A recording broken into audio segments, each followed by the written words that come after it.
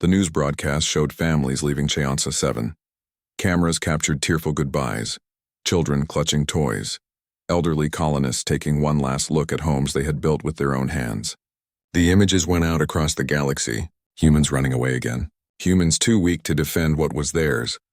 Other species watched and learned. If humans would not fight for an entire colony, they were easy targets. Within days, 3 other alien species began moving military forces toward human settlements.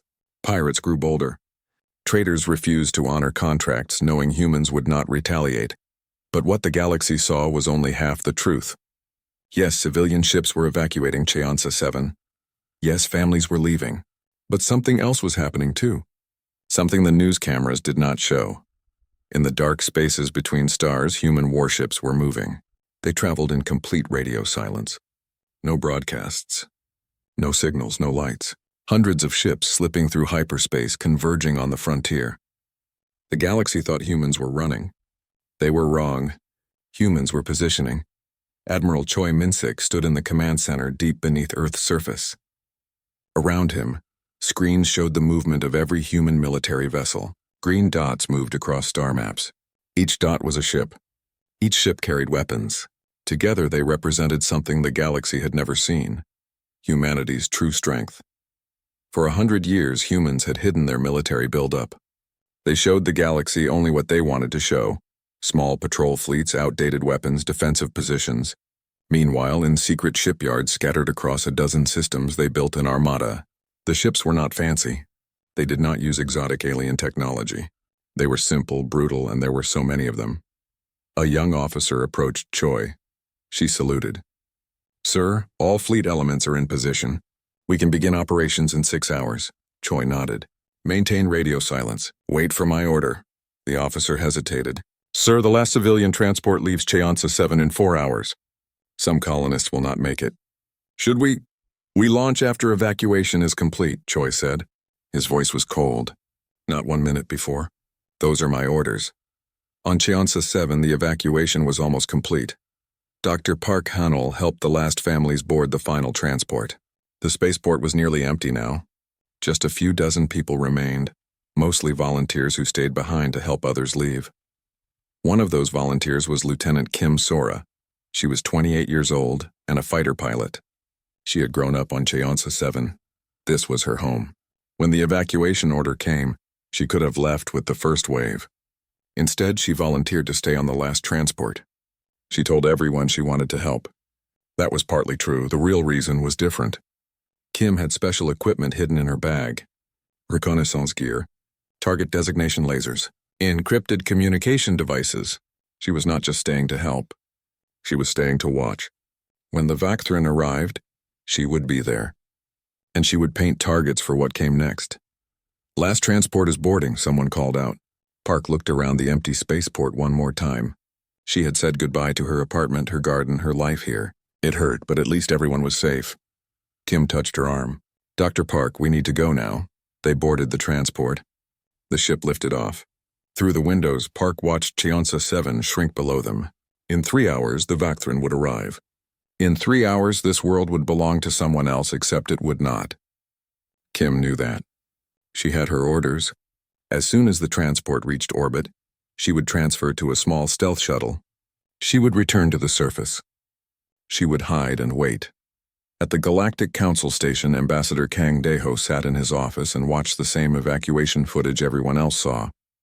Council members had been stopping by all day.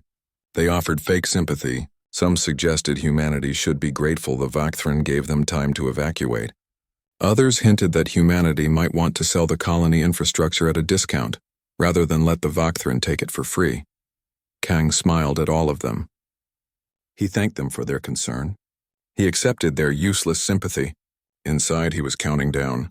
70 hours, 69 hours, 68 hours. His resignation letter still sat in his computer, unsent. He had decided to stay. Not because he believed in the council anymore, but because he wanted to be there. He wanted to see their faces when they learned the truth.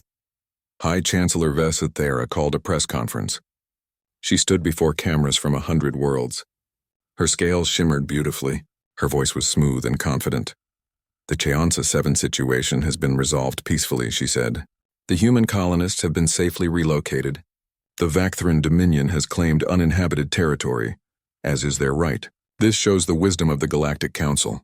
We have prevented conflict through dialogue and reasonable compromise. Reporters asked if she had any message for humanity. Vesithara smiled. I would remind our young human friends that patience is a virtue. In time, perhaps in another 1,000 years, they will earn a proper place among the civilized species.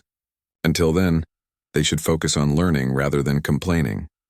Kang watched this broadcast alone. He laughed. It was not a happy laugh. Exactly 72 hours after the ultimatum, the Vacthrin fleet arrived at Cheonsa 7. 50 bioships, organic vessels that looked more like giant creatures than spacecraft. They were beautiful and terrifying. The Vacthrin had used these ships to conquer 24 worlds. They were confident. Why should they not be? Humans had run away without a fight. The Vacthrin commander was named Throck. He was proud. His species was ancient and powerful. Humans were nothing. Just young mammals who bred too quickly and talked too much. Now they had learned their lesson.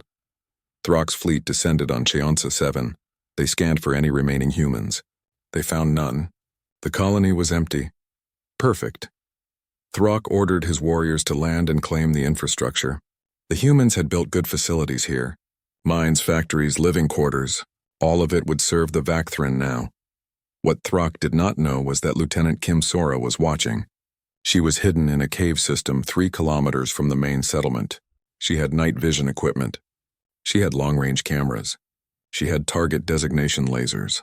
And she had a quantum encrypted communication link. Kim watched Vacthrin warriors march through her childhood school. They laughed and made jokes. They mocked the humans who had fled. They started converting the school into a barracks. One warrior urinated on the playground where Kim had played as a little girl. Kim's hands shook with rage, but she stayed calm. She had a job to do. She pointed her laser at each Vacthrin position. She marked their ships. She counted their numbers. She recorded everything. Then she sent it all through the quantum link. Far above the planet in the darkness of space, 300 human warships received her data. They had been waiting there in complete silence. No engines running, no power signatures, just cold metal and patient soldiers. Now they powered up. Weapon systems came online. Targeting computers locked on to Kim's designations. On the flagship, Admiral Choi Min-sik looked at the tactical display. Everything was ready. He thought about Ambassador Kang's message. Enough is enough. He thought about 100 years of humiliation. He thought about the faces of those children evacuating their homes. Then he gave the order that would change everything. All ships, open fire. The Galactic Council chamber had changed.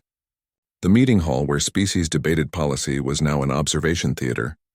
Giant holographic displays floated in the air, showing the Sol system in perfect detail.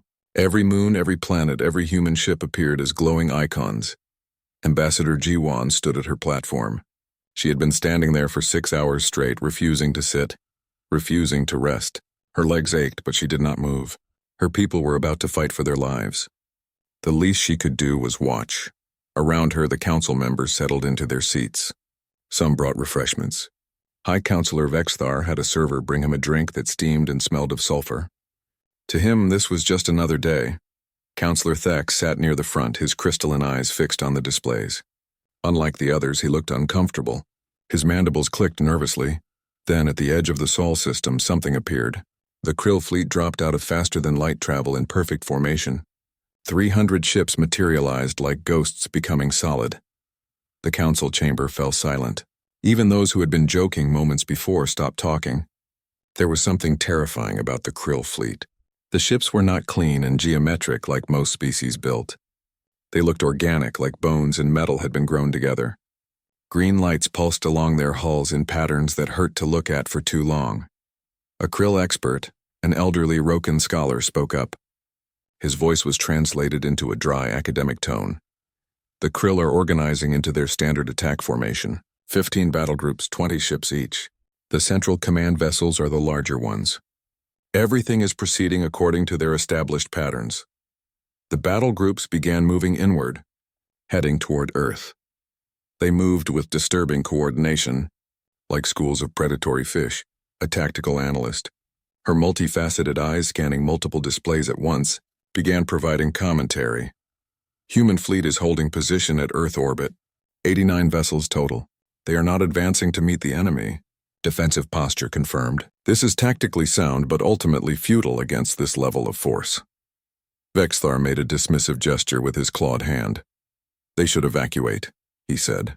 Save what population they can. This defense is meaningless. G1 spoke for the first time in hours. Her voice was quiet but clear. Humans do not run, she said. Not from our homes. Not from our families. We fight. Vexthar looked at her with something that might have been pity. He said nothing more. On the bridge of the Indomitable, General Hyunwoo watched his own displays. The Krill fleet was 30 minutes away. The timing had to be perfect. Status on Shadow of Sol? He asked. Commander Doyen checked his console. The stealth frigate appeared as a faint ghost on their sensors, barely visible even to friendly systems. Captain Minji reports null field at maximum efficiency. She is threading through their outer perimeter now. The Krill have not detected her. Hyunwoo allowed himself a small breath of relief. So far the plan was working.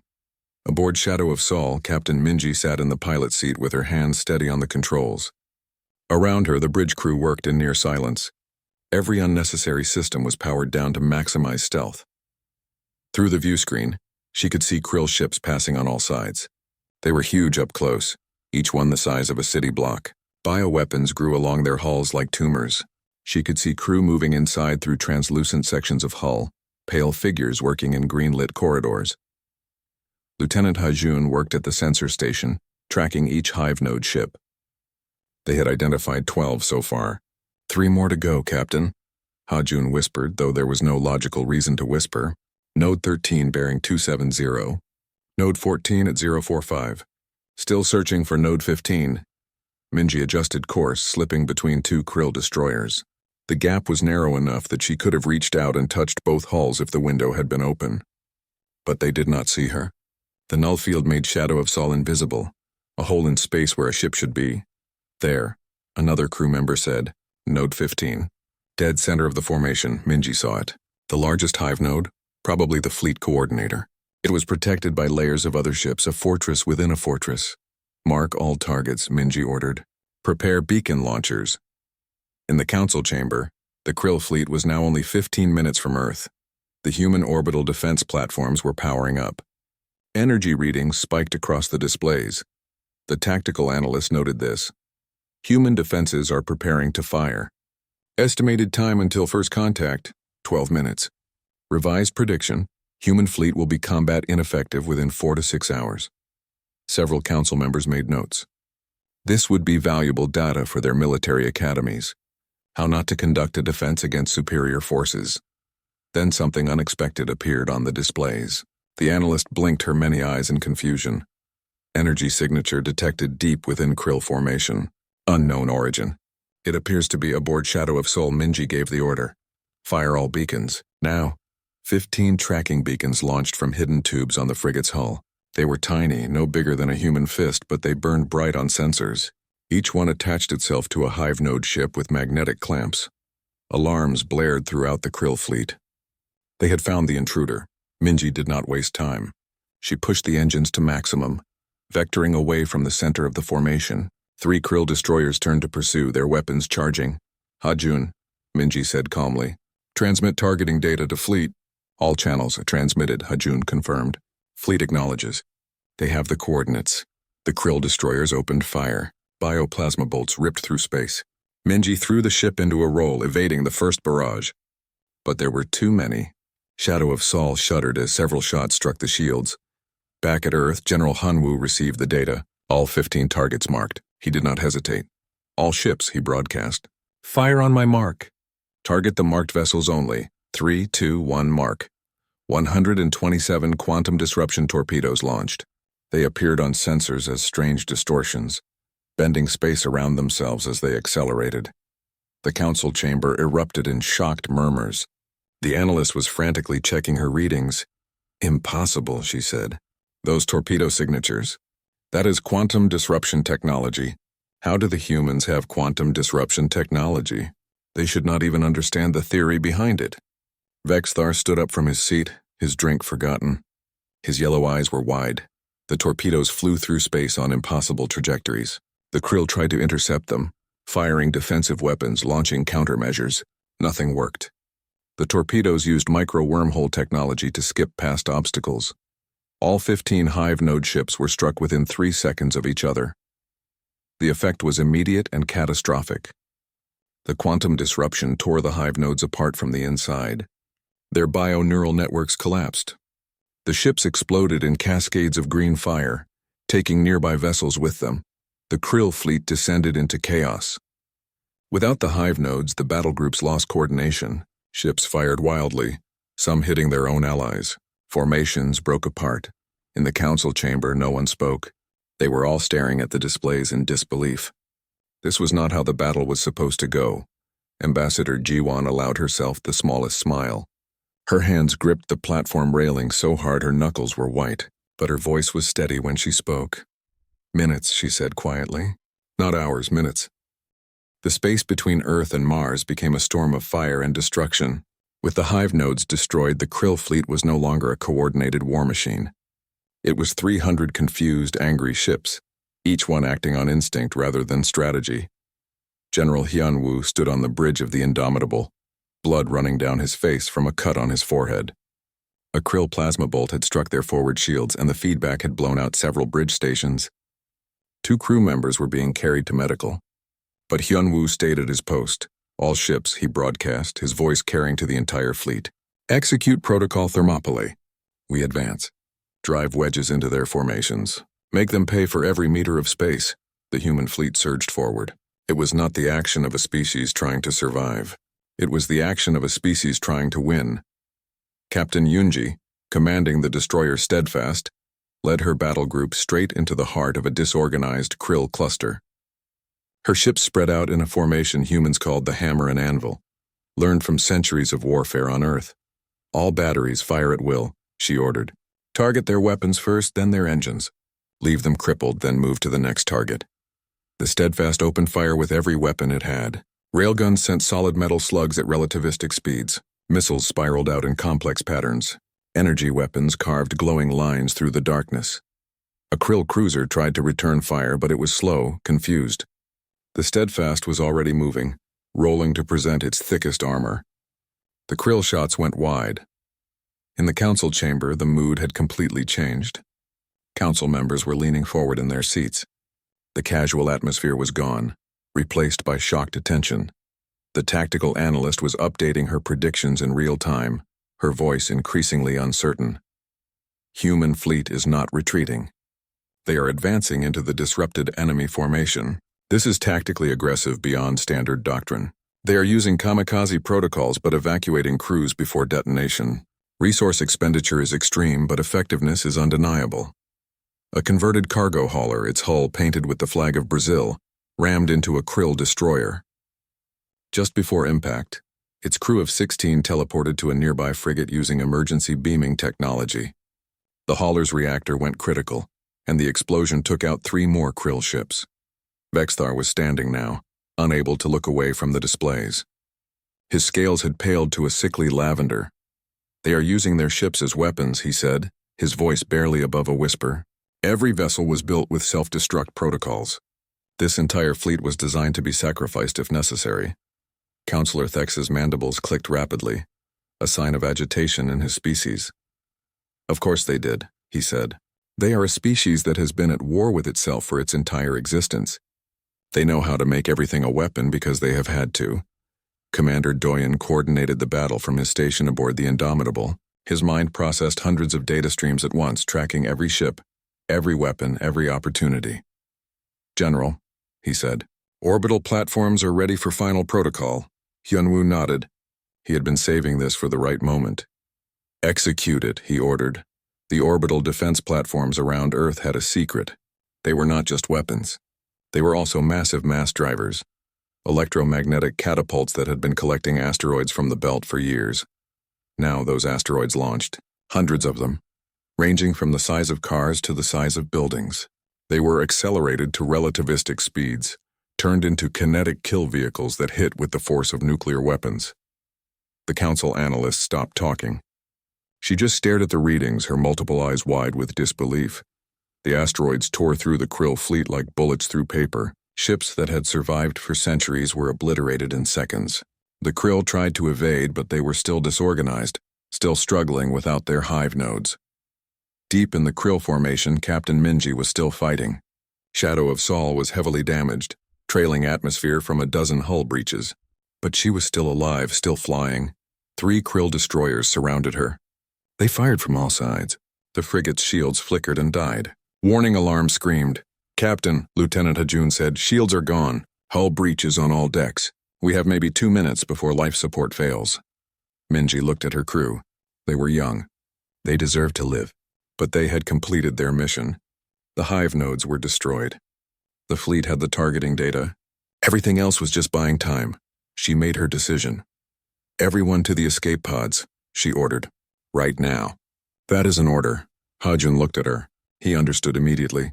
"Captain, you cannot." "I can and I will," Minji said firmly. "You have families. I need someone to tell them what happened here. Now go." "You have 30 seconds." The crew hesitated only a moment. Then they ran for the escape pods. They knew better than to waste the time she was giving them by arguing. Minji waited until she saw all 12 escape pods launch on her sensors. Then she strapped herself into the pilot's seat and took manual control of the ship. The nearest Krill destroyer was lining up for a killing shot. Minji smiled grimly and punched the engines to maximum. Shadow of Sol leaped forward, accelerating directly at the destroyer. The Krill crew had a moment to realize what was happening. Then Minji overloaded the reactor. The explosion was visible from Earth. Shadow of Sol detonated at point-blank range to the destroyer. The blast consumed not just that ship but the 2 others nearby. 3 Krill destroyers ceased to exist in a flash of white light. In the council chamber, someone made a low sound of grief. It might have been Counselor Thek's Ambassador Jiwon closed her eyes briefly. She had known Minji. They had met during diplomatic training. A brilliant young woman with so much life ahead of her. But this was war. And in war, heroes died. The battle raged on. Minutes passed like hours. The Krill fleet was being torn apart, but they were still dangerous. A wounded animal fights hardest when it knows it is dying. A Krill battleship managed to get its weapons locked on the Indomitable. It fired everything it had. The flagship's shields held for the first barrage, flickered under the second, and collapsed under the third. The bridge of the Indomitable exploded. General Hyunwoo was thrown against a bulkhead. He felt ribs crack. Blood filled his mouth. But he pulled himself up using a ruined console. "Report," he said, spitting blood. Commander Doyen was still at his station, his uniform torn and burned. Hull breaches on all decks. Life support failing. "We have lost 40% of the fleet, but the Krill have lost 70%. They are starting to retreat, sir. The ones that can still move are breaking off." Hyunwoo looked at the tactical display. Doyen was right. The surviving Krill ships were turning away, trying to escape to faster-than-light speeds. "Do not let them go," Hyunwoo said. "Pursue. Finish it." What was left of the human fleet gave chase. They were battered, bleeding, but they were not stopping. Not until this was done. A young pilot named Lieutenant Hajun, who had been rescued from Shadow of Sol's escape pod, led a squadron of fighters in the final push. His eyes were red from crying for his captain, but his hands were steady on the controls. "For Captain Minji," he broadcast to his squadron. "For everyone we lost. Do not let a single one escape." The fighters swarmed the retreating Krill. They were like wolves bringing down prey, coordinated and merciless. The last Krill battleship tried to make it to the edge of the system. The human cruiser Defiant intercepted it. Captain Taewon, the grizzled veteran, gave a simple order. Full broadside. End this. Every weapon on the Defiant fired at once. The Krill battleship broke apart, sections of it spinning off into the dark, and then it was over. Silence fell across the battlefield. The space between Earth and Mars was filled with debris, burning wrecks and the bodies of the dead. But Earth survived. Humanity survived. In the Galactic Council chamber, no one spoke for a long time. They just stared at the displays showing the aftermath. 300 Krill ships had entered the Sol system. Not one remained intact. The human fleet had lost 63 ships. Another 20 were heavily damaged. But they had won. Against impossible odds, they had won. The tactical analyst finally spoke. her voice shaking. Total time from first contact to final enemy vessel destroyed. 37 minutes. 37 minutes. The council had predicted 6 to 8 hours. They had been wrong by more than an order of magnitude. Slowly, Counselor Thex began to click his mandibles in a rhythmic pattern. It was his species' form of applause. Other council members joined in their own ways. Trumpeting calls, bioluminescent flashes, harmonic vibrations. High Counselor Vexthar sat down heavily in his seat. He looked old suddenly, his scales dull. Ambassador Jaiwan stood at her platform, tears running down her face. But she was smiling. Her people had done the impossible. They had saved themselves, and they had done it in minutes, not hours, she whispered to herself, though several nearby council members heard her. I told you all. Ambassador Kang Deho sat in the empty council chamber and stared at his hands. They were old hands now, wrinkled and spotted with age. These hands had signed treaties that meant nothing. They had shaken hands with aliens who laughed behind his back. They had held papers listing crimes against his people that no one cared about. 100 years. That was how long humans had been part of the Galactic Council. 100 years of insults. 100 years of being called primitives, animals, newcomers. 100 years of watching other species steal from human colonies and face no punishment. 100 years of patience. Kang was 58 years old. He had spent his entire adult life teaching humanity to be patient, to smile when aliens mocked them, to bow when powerful species demanded it, to accept injustice because fighting back would be worse.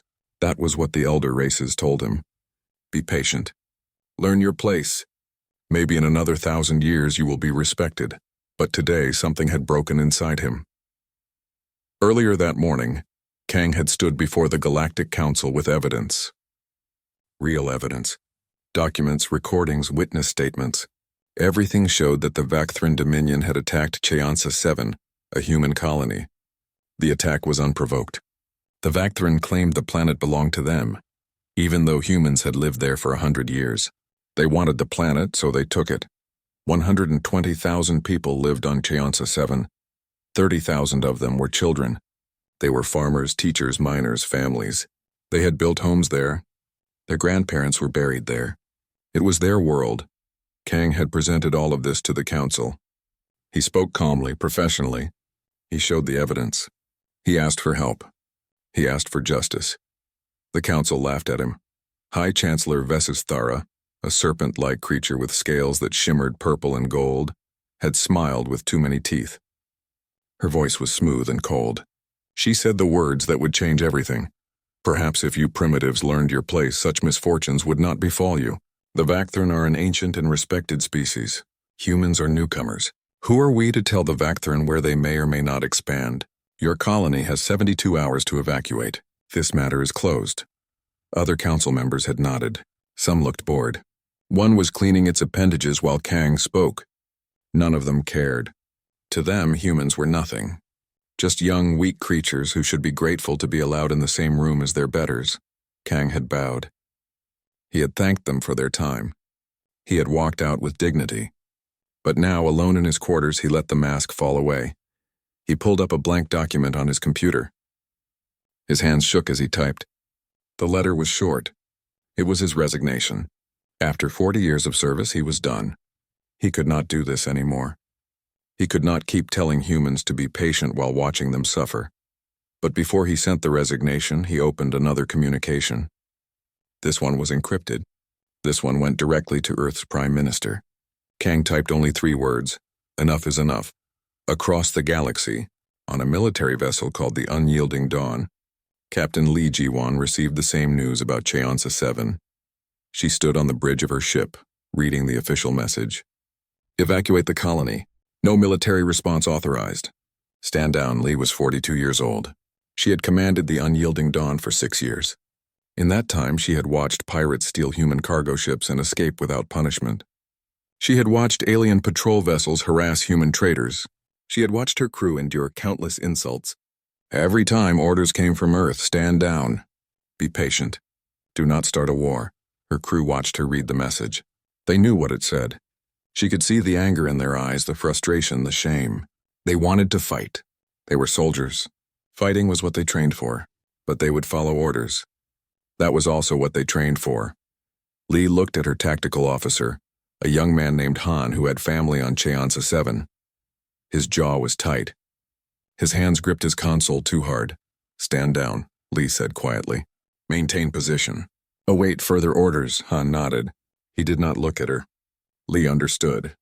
She felt the same way.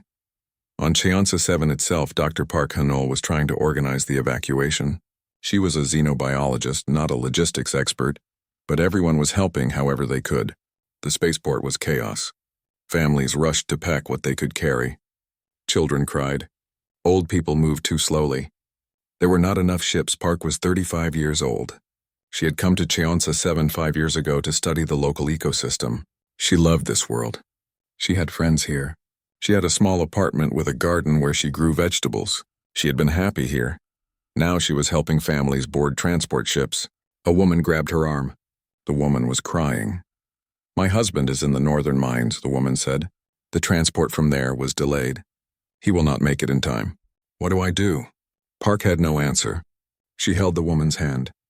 She promised they would try. But she knew the truth. Some people would not make it off the planet in time.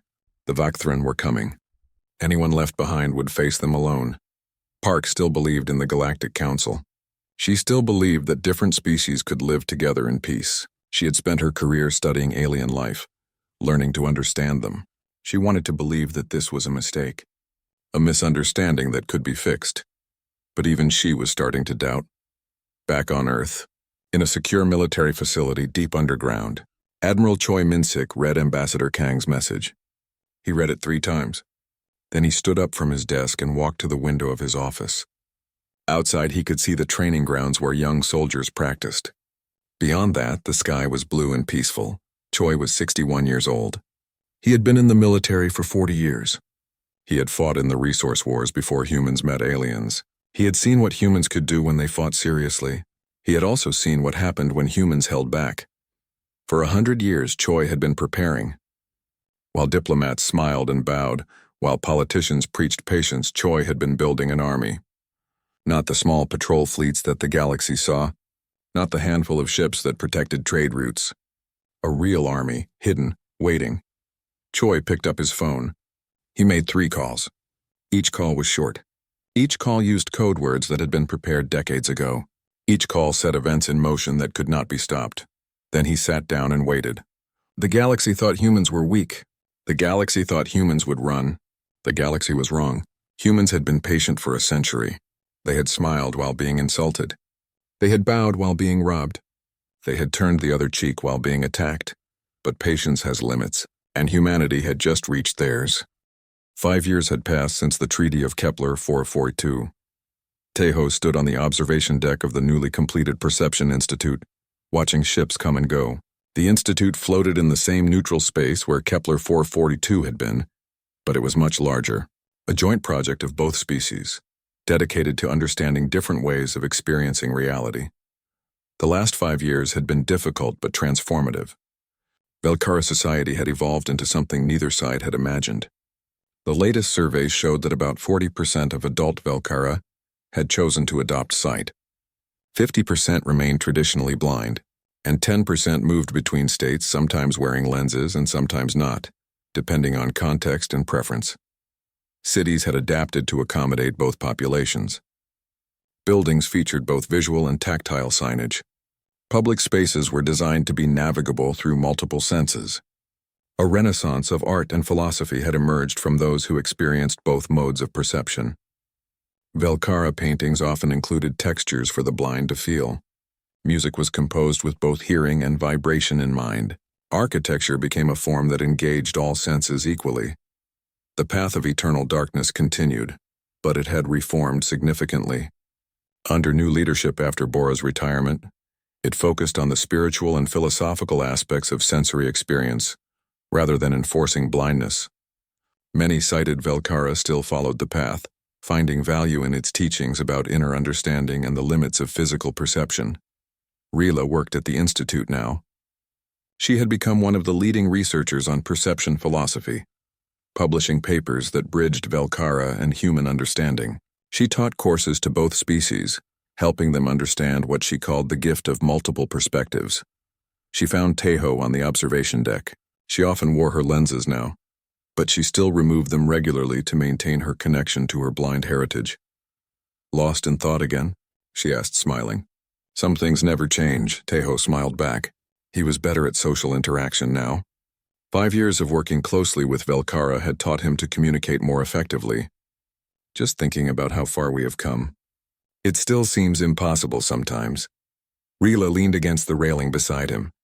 "My father is giving a lecture today on ancient Velkara history. The real history, not the edited version. Would you like to attend?" Tejo nodded. He enjoyed Minho's lectures. The elder had become a historian, documenting the truth about their species' past. His work helped younger generations understand that their genetic modification was not shameful, but a tragedy their ancestors had endured and overcome. The lecture hall was full. Both humans and Velkara attended, a mix of sighted and blind. Translation devices allowed everyone to follow along regardless of their sensory capabilities. Minho stood at the front, his presence still commanding despite his age. "Today I want to talk about the War of Harmony," Minho began. "That is what our ancestors called it, though there was nothing harmonious about it. It was a civil war so brutal that one faction decided the only way to end it was to fundamentally change what we were. They created a biological weapon that altered our genetics permanently." He paused, letting the weight of that sink in. "They believed sight caused vanity, greed, and violence. They were partially correct. Visual hierarchies did contribute to social inequality in our sighted ancestors. But they made a terrible mistake. They assumed the problem was the sense itself rather than how it was used. For thousands of years, we lived with the consequences of their choice. We built a beautiful culture from that limitation. We developed wisdom about inner sight, about understanding beyond the physical. That wisdom is real and valuable, but it came at a cost. We lost knowledge. We lost freedom. We lost the ability to choose our own paths." Minho's voice grew stronger. "Now we are reclaiming that freedom. Some of us choose sight. Some of us choose darkness. Some of us choose both. And that diversity is making us stronger, not weaker. We are becoming something new. Not just blind Velkara, not just sighted Velkara, but Velkara who understand multiple ways of being." After the lecture, students approached Minho with questions. Tejo watched as the elder patiently answered each one. It reminded him of how much had changed. 5 years ago, asking these questions would have been heresy. Now they were normal academic discourse. Later that evening, there was a celebration. The Institute was hosting a cultural exchange event. Both human and Velkara performers would showcase their arts. Tejo had been invited but was hesitant to attend. He still preferred quiet laboratories to crowded social events. Yunji found him trying to escape. "Oh no, you do not. You are coming to this. You helped create this entire situation. The least you can do is celebrate what came from it." The celebration was held in a large hall designed to engage all senses. Visual art lined the walls, but each piece also had tactile elements. Music played, but the floor vibrated with the rhythms so blind attendees could feel them. Scent stations filled the air with fragrances that told stories without words. Tejo watched humans and Velkara mingling freely. Many humans now wore the reverse lenses periodically, experiencing the world through enhanced hearing and touch. They spoke excitedly about what they learned during these experiences, the humility it taught them, the different kinds of beauty they discovered. Jiho, Tejo's colleague, had become one of the most dedicated practitioners. He wore the reverse lenses for weeks at a time, claiming it made him a better neuroscientist. Understanding perception from the inside, not just as data, changed how he thought about consciousness itself. During the event, Hana gave a speech. The former seer had become a philosopher and teacher, helping both species understand each other. She stood before the crowd, blind as she had always been, but radiant with purpose. 5 years ago, I thought my world was ending, she said. Everything I believed was challenged. I felt betrayed, angry, lost. But now I understand that beliefs worth having can survive being challenged. The path of eternal darkness taught me to seek understanding beyond the surface. That teaching is even more valuable now that I know sight exists. Inner vision becomes more precious, not less, when you understand what outer vision reveals and what it hides. She turned toward where she knew Rila stood. My young friend showed me something important. She experienced both darkness and light, and instead of choosing one over the other, she embraced both. She showed me that identity can be flexible without being shallow, that we can change and grow while still honoring where we came from. The crowd applauded. Rila smiled, touched by Hana's words.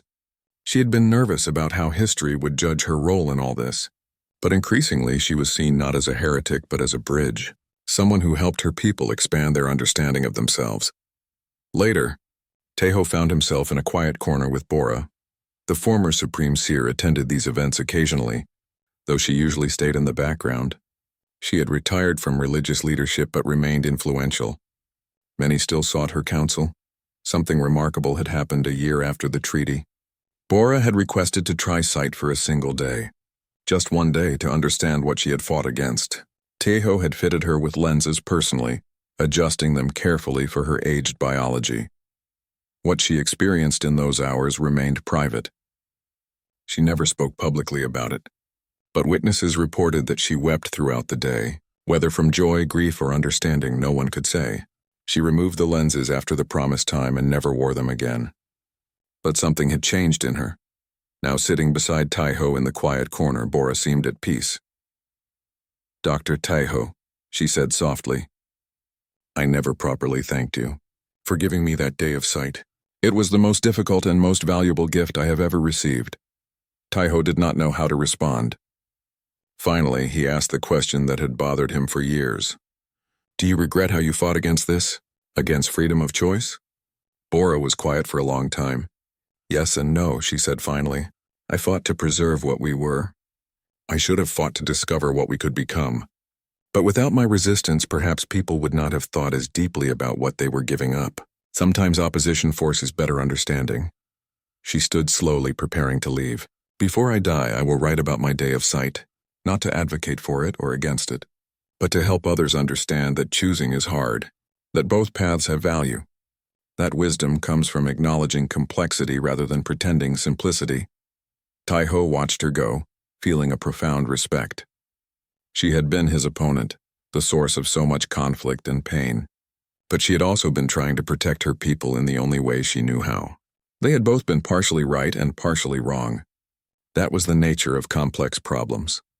As the celebration continued around him, Tejo reflected on the journey. It had started with a simple desire to help one person in pain. It had spiraled into conflict that nearly destroyed relationships between entire species. But ultimately it had led to something beautiful. Not perfect, but beautiful. Belcara society was now more diverse and vibrant than ever. They had artists who painted with both sight and touch, philosophers who wrote about the relationship between different modes of perception, scientists who studied how consciousness itself varied based on sensory input,